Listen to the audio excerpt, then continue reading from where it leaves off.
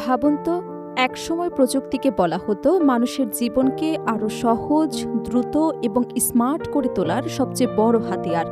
কিন্তু সেই প্রযুক্তি যদি ধীরে ধীরে আপনার শরীরের গঠন বদলে দিতে শুরু করে, ঘাড়ের ব্যথা, ঝাপসা দৃষ্টি, কবজির অস্বস্তি কিংবা কনিষ্ঠ আঙুলের শক্ত কীট, এসব কি শুধুই দৈনন্দিন ক্লান্তির ফল, নাকি অতিরিক্ত স্মার্টফোন ব্যবহারের নীরব প্রভাব? চিকিৎসা বিজ্ঞান বলছে বিষয়টি মোটেও কাকতালীয় নয়। দীর্ঘ সময় স্ক্রিনে চোখ রাখা, মাথা নিচু করে ফোন ব্যবহার এবং ডিজিটাল ডিভাইসের ওপর অতিরিক্ত নির্ভরতা আমাদের শরীরে তৈরি করছে এক নতুন বাস্তবতা, যার নাম ফোন বডি। অর্থাৎ প্রযুক্তি শুধু আমাদের জীবনধারা নয়, ধীরে ধীরে বদলে দিচ্ছে আমাদের শরীরও। বিশেষজ্ঞদের মতে স্মার্টফোন ব্যবহারের সময় বেশিরভাগ মানুষ অজান্তেই মাথার সামনের দিকে ঝুঁকিয়ে রাখেন। চিকিৎসা বিজ্ঞানে এই ভঙ্গিকে বলা হয় ফরওয়ার্ড হেড পোস্টচার। গবেষণায় দেখা গেছে মাথা প্রায় ৬০ ডিগ্রি নিচের দিকে ঝুঁকলে ঘাড়ের উপর অতিরিক্ত প্রায় ৬০ কেজি পর্যন্ত চাপ পড়তে পারে। দীর্ঘদিন এমন অবস্থায় থাকলে মেরুদণ্ডের ডিস্ক, ঘাড়ের জয়েন্ট এবং পেশিতে স্থায়ী ক্ষতি হবার ঝুঁকি বাড়ে। চিকিৎসকেরা এই সমস্যাকে সাধারণভাবে টেকনেক নামে অবহিত করেন। শুধু তাই নয়, দীর্ঘ সময় কুঁচু হয়ে বসে থাকার কারণে ফুসফুসের স্বাভাবিক প্রসারণও বাধাগ্রস্ত হতে পারে, যার ফলে শ্বাস প্রশ্বাসের কার্যক্ষমতা কমে যেতে পারে। এই ঝুঁকি কমাতে বিশেষজ্ঞদের পরামর্শ, ফোন বা কম্পিউটারের স্ক্রিন সবসময় চোখের সমান্তরালে রাখতে হয় এবং অন্তত ১ হাত দূরত্ব বজায় রাখতে হয়। পাশাপাশি প্রতি ৩০ মিনিট পর পর অন্তত ২০ সেকেন্ড স্ক্রিন থেকে চোখ সরিয়ে বিশ্রাম নেওয়া উচিত। স্মার্টফোন ব্যবহারের আরেকটি আলোচিত প্রভাব হল কনিষ্ঠ আঙুলের শক্ত কীট বা চামড়া শক্ত হয়ে যাওয়া। যদিও এটি সবার ক্ষেত্রে রোগ হিসেবে প্রতিষ্ঠিত নয়, তবে দীর্ঘদিন একইভাবে ফোনের ওজন আঙুলে বহন করলে ত্বকে চাপের কারণে শক্ত অংশ বা ক্যালাস তৈরি হতে পারে।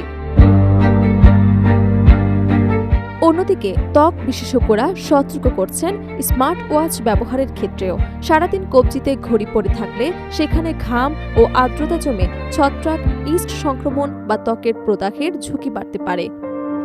এছাড়া কিছু মানুষের ক্ষেত্রে নিকেল বা ল্যাটেক্স জাত উপাদানের কারণে অ্যালার্জিও দেখা দিতে পারে। তাই মাঝে মধ্যে স্মার্ট ওয়াচ খুলে রাখা, কবজি পরিষ্কার ও শুকনো রাখা এবং প্রয়োজনে সুরক্ষামূলক ক্রিম ব্যবহার করার পরামর্শ দিচ্ছে চিকিৎসকেরা। বিশ্বজুড়ে দ্রুত বাড়ছে অল্প বয়সে দৃষ্টিশক্তি কমে যাওয়া বা মায়োপিয়ার হার। অনেকেই মনে করেন চোখের খুব কাছে ফোন ধরাই এর প্রধান কারণ।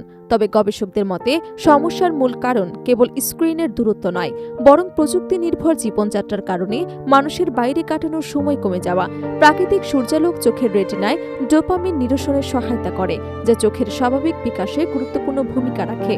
দীর্ঘ সময় ঘরের ভেতরে থাকার কারণে শিশুসহ সব বয়সী মানুষ এই প্রাকৃতিক আলোর সুবিধা থেকে বঞ্চিত হচ্ছেন। দীর্ঘক্ষণ কম্পিউটারের সামনে বসে থাকা এবং শারীরিক পরিশ্রম কমে যাওয়ার কারণে অনেক তরুণের হাতের শক্তি আগের তুলনায় কমে যাচ্ছে।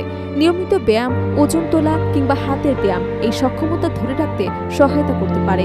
সবচেয়ে বেশি উদ্বেগের বিষয় শিশুদের বিকাশ।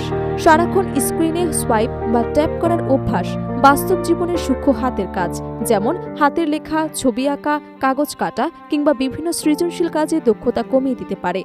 এতে তাদের সূক্ষ্ম মোটর দক্ষতা এবং শেখার প্রক্রিয়াও প্রভাবিত হবার আশঙ্কা থাকে।